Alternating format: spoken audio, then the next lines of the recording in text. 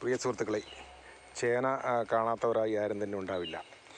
ഞാനിപ്പോൾ ഈ കാണിക്കുന്നത് സാധാരണ ചേനയല്ല, ഇത് കാട്ടുചേനയാണ്. സാധാരണ ചേനയും കാട്ടുചേനയും തമ്മിൽ തിരിച്ചറിയാനായിട്ട് ഇതിൻ്റെ തണ്ട് ശ്രദ്ധിച്ചാൽ മതിയാവും. ഇതിൻ്റെ തണ്ട് നല്ല കരിം പച്ച നിറത്തിൽ അതിൽ വെള്ള പുള്ളികളുള്ളതാണ്. ഇതിൻ്റെ കിഴങ്ങിന് വല്ലാത്ത ചൊറിച്ചിലാണ്.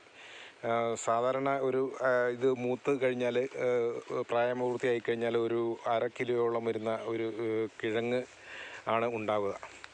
എന്നാൽ ഇതിൻ്റെ ഔഷധമൂല്യം നമ്മൾ വിചാരിക്കുന്നതിന് കഴിഞ്ഞും അപ്പുറമാണ്.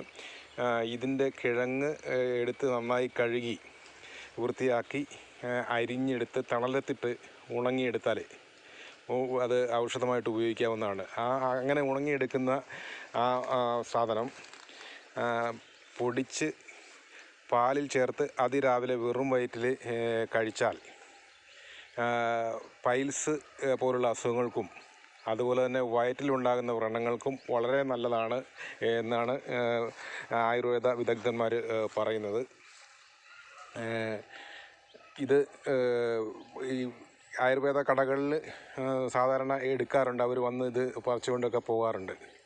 എന്തായാലും ഇത് അത്ര എളുപ്പമല്ല. ഇത് നന്നാക്കി എടുക്കുവാനായിട്ട് കൈയൊക്കെ നന്നായിട്ട് ചൊറിയും.